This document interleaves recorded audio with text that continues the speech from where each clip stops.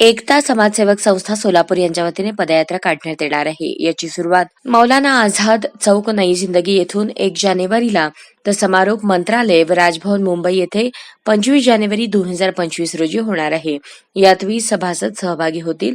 तसेच त्यांच्या मागण्या, धर्मगुरूंवरील अपमानास्पद वक्तव्यांवर त्वरित कारवाई, शैक्षणिक आर्थिक आरक्षण, सामाजिक समता व समतेचा विचार आदी मागण्या आहेत। यावेळेस पत्रकार परिषदेत इरफान शेख, अध्यक्ष मकबूल शेख, रवी कांबळे, अरबाज सय्यद यांची उपस्थिती होती।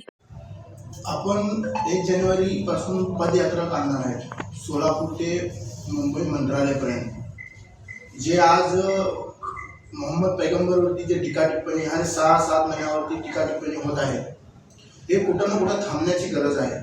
तिच्यावरती कडक ते कडक कायदा व्हाव आणि जे पण गुन्हेगार आहे त्याला शिक्षा झाली पाहिजे, कठोर शिक्षा झाली पाहिजे।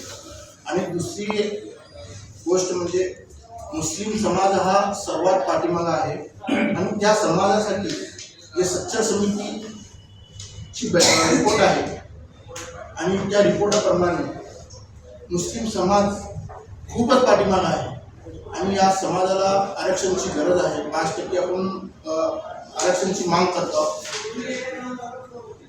हेच यात्रेचा उद्देश आहे की महाराष्ट्रभरात सर्वांना जागृत करण्याचा प्रयत्न करावा, आमच्या समाजाला जागृत करण्याचा प्रयत्न करतो आणि शैक्षणिक आणि नोकरी धारीमध्ये 5% आरक्षणाची मागणी आहे।